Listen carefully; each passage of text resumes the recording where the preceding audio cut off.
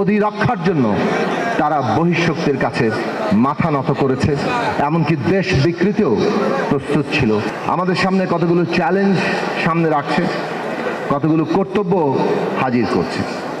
প্রথমত, একটা জটিল বিশ্ব বাস্তবতায় আমরা আছি এবং এই দক্ষিণ এশিয়ায় ভূ রাজনীতি যে নানান জটিল মাত্রা এবং সম্পর্কের মধ্যে ঢুকেছে, তাতে বাংলাদেশের সামনে যারা নেতৃত্ব দেবেন তাদের এই চ্যালেঞ্জ গ্রহণ করতে হবে।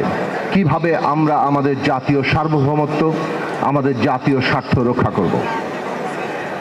এবং জুলাই আগস্টের অভ্যুত্থান আমাদের সামনে এই কর্তব্য হাজির করেছে যে আমরা এই চ্যালেঞ্জ মোকাবেলা করতে পারবো কিনা।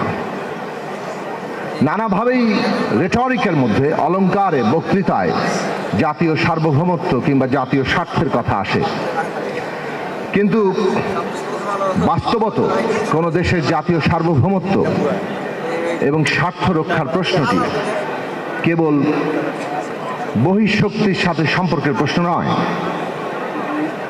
এটা অভ্যন্তরীণভাবে একটা জনগোষ্ঠী কিভাবে রাজনৈতিকভাবে সংগঠিত থাকছে তার উপরে অনেকখানি নির্ভরশীল। বলা চলে সেটাই প্রধান। একটা জনগোষ্ঠী যদি তার নিজের মধ্যকার বিরোধ মীমাংসা করতে না পারে, নিজেরা দ্বন্দ্বে লিপ্ত থাকে, তাহলে সে বহিঃশক্তির কাছে পদানত হতে বাধ্য, তার কাছে আশ্রয় নিতে বাধ্য। শেখ হাসিনার শাসন এটা আমাদের কাছে একেবারেই নিকটতম জলজ্যান্ত উদাহরণ।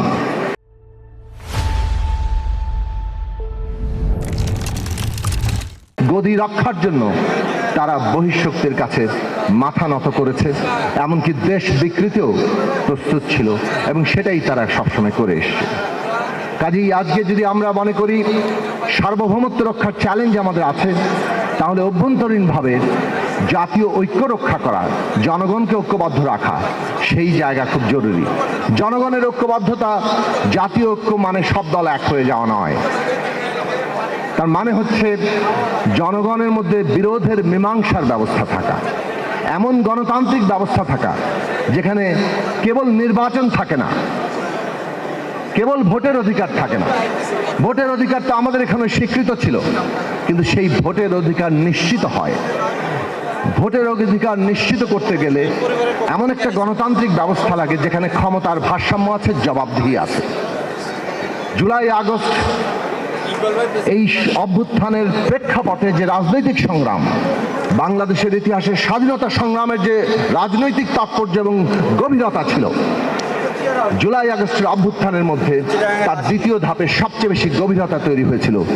কেননা সময়ের প্রয়োজনে এই রাষ্ট্র যে এই জনগোষ্ঠীকে আর ঐক্যবদ্ধ রাখতে সক্ষম নয়, এই দেশকে আর এগিয়ে নিয়ে যেতে সক্ষম নয়, সেটা প্রমাণিত হয়ে যাওয়ার পরে এই রাষ্ট্র ব্যবস্থা বদলের প্রশ্নটি রাজনৈতিক সংগ্রাম থেকে প্রথম উচ্চারিত হয়েছে।